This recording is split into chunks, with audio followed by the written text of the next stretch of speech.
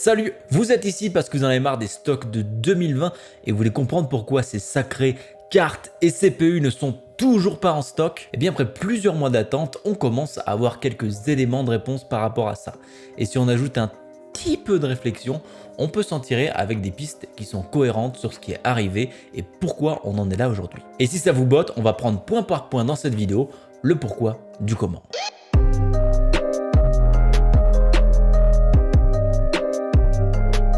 Mais tout d'abord, commençons par une note positive. On voit de plus en plus de cartes arriver et être disponibles dans les stores. Que ce soit pour les 3070, 3080, 3090, on voit des drops qui sont réguliers dans la journée et surtout des prix qui sont en train de baisser. Il est donc de plus en plus facile d'en avoir ou en tout cas de la réserver. Et avec un peu de patience, vous pouvez facilement en choper une à un bon prix. Ce qui est sûr, c'est que je vois plus en plus de monde arriver à choper ce genre de cartes sur le Discord et ça fait plaisir. Si jamais vous voulez ces cartes mais n'arrivez pas à les acheter, n'hésitez pas à rejoindre le Discord en description et activer les notifications sur le channel de bots qui vous intéresse. Avant de parler de quoi que ce soit, il faut bien comprendre comment ce genre d'entreprise fonctionne parce que ce ne sont pas les entreprises traditionnelles que l'on connaît habituellement. En effet, AMD et Nvidia sont des énormes corporations qui emploient plusieurs milliers de personnes à travers tout le globe. Ces entreprises mettent donc énormément de temps à changer de cap ou à prendre la moindre décision parce qu'il faut consulter tous les décisionnaires de l'entreprise. Et il y en a beaucoup. Et ici, les décisionnaires, il n'y en a pas 1, 2, 3, 5, il y en a une dizaine, voire certainement une centaine pour ces entreprises-là.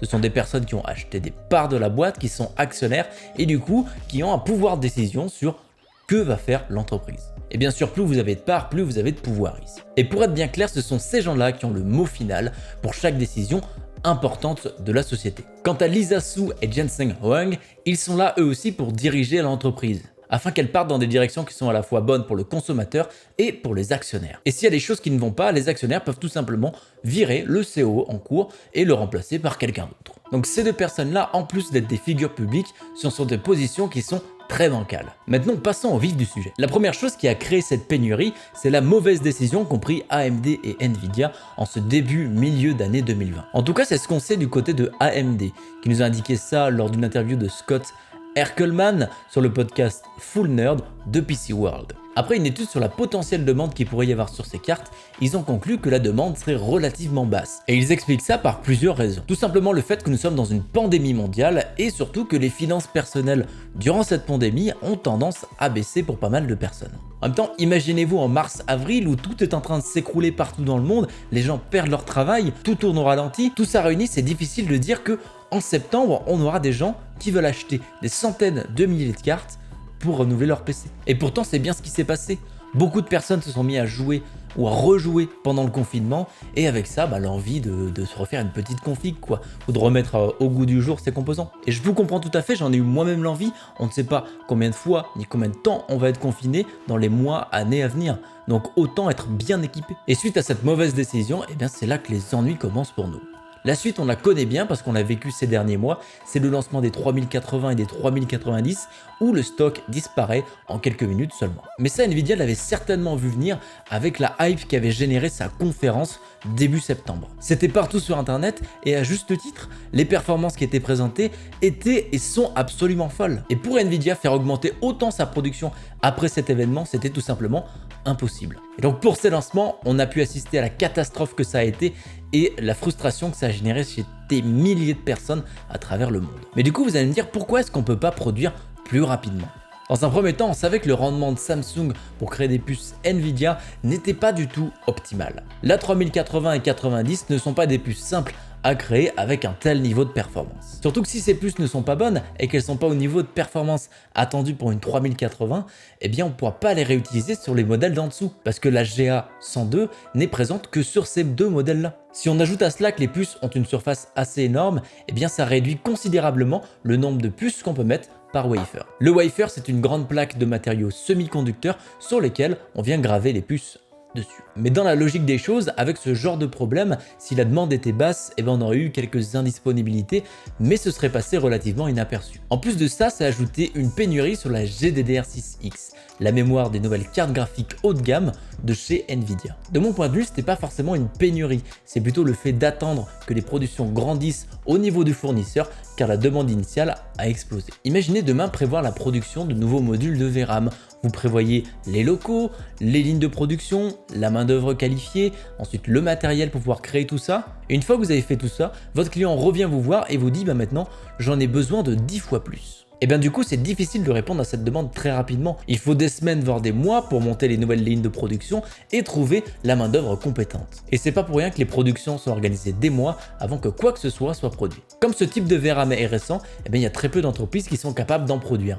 Donc c'est très compliqué de venir compléter ce qui nous manque avec d'autres entreprises. Donc ces deux raisons combinées plus la demande énorme qu'il y avait pour ces produits ont fait que ces cartes ont été disponibles qu'en très petite quantité. Mais ce n'est pas seulement à cause de ça, car on avait seulement quelques petits milliers de cartes au lancement, ce qui est très loin d'être suffisant pour un lancement mondial, même avec très peu de demandes. Ce qui peut expliquer que ce stock est si petit, c'est que les cartes ont tout simplement été lancées sans que tout soit prêt. Ce qui nous amène à penser ça, c'est que ça s'est très mal passé pour les partenaires de Nvidia, les créateurs de cartes custom. Ils ont une version de test du BIOS que très peu de temps avant la mise en vente des cartes. Suite à ça, certaines marques ont dû arrêter les productions et corriger certains problèmes liés au matériel. Et c'est typiquement ce genre de choses qui trahit un lancement hâtif et prématuré. Si on rajoute à ça les gros problèmes de fréquence qu'ont subi les cartes la semaine de leur sortie, ça sent pas bon. Ça pointe tout simplement le doigt vers le fait que les drivers n'ont pas forcément été testés de manière adéquate pour ces cartes-là. C'est donc un véritable carnaval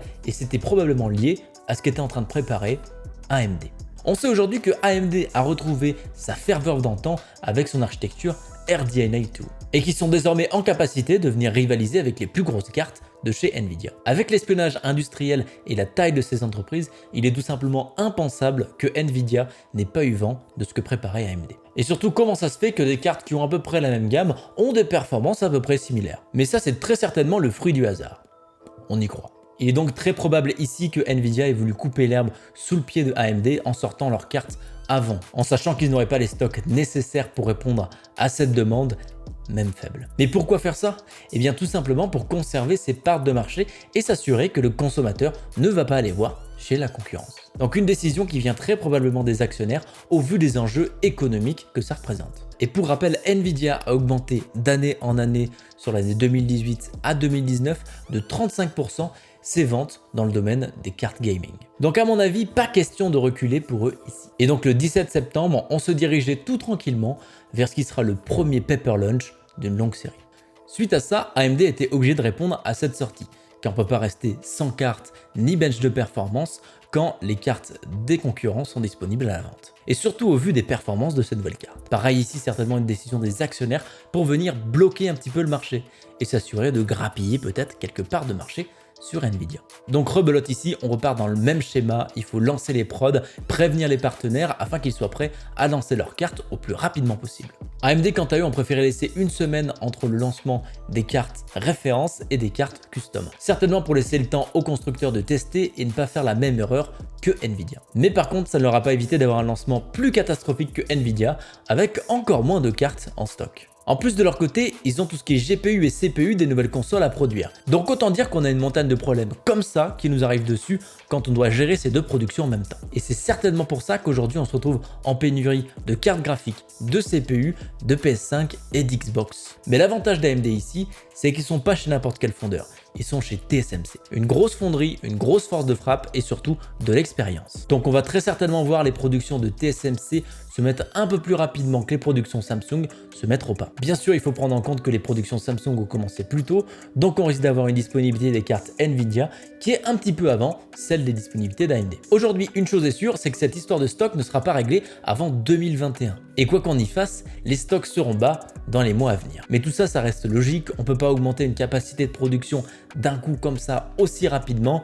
On a des process qui sont lourds, qui nécessitent dans un premier temps une grosse négociation entre les deux parties, beaucoup de moyens matériels, humains et aussi de place.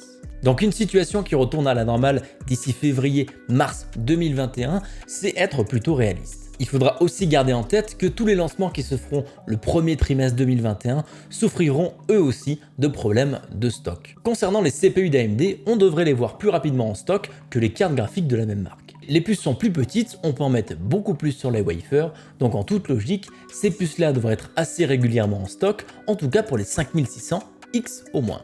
Et pour les cartes, ils ont assuré d'avoir lancé une production plus grosse, ce qui nous permettrait de voir dans les semaines qui suivent des drops journaliers sur le site d'AMD et sur le site de distribution partenaire. On n'est pas sûr de quand exactement ils vont atteindre ce rythme-là, on ne sait pas non plus si ce sera pareil pour toutes les régions du globe, mais en tout cas, je vous tiendrai au courant dès que j'ai plus d'informations. Après tout ça, une chose est sûre, c'est que le grand responsable de toute cette situation, c'est la pandémie mondiale. Un cycle des décisionnaires un petit peu perdu dans cette période, mais là je suis pas sûr qu'on aurait fait bien mieux à leur place. Voilà. Je pense vous avoir tout dit, vous avez désormais toutes les clés en main pour bien comprendre cette situation. Vous avez bien sûr toujours le droit d'être énervé, mais maintenant vous connaissez un petit peu l'envers du décor, ou en tout cas ma compréhension et interprétation de la chose. Bien sûr cet avis n'engage que moi, et si jamais vous voulez vous faire votre propre avis, n'hésitez pas à checker les sources qui sont en description. Merci à vous d'avoir visionné cette vidéo, on se retrouve très bientôt pour une prochaine. Ciao!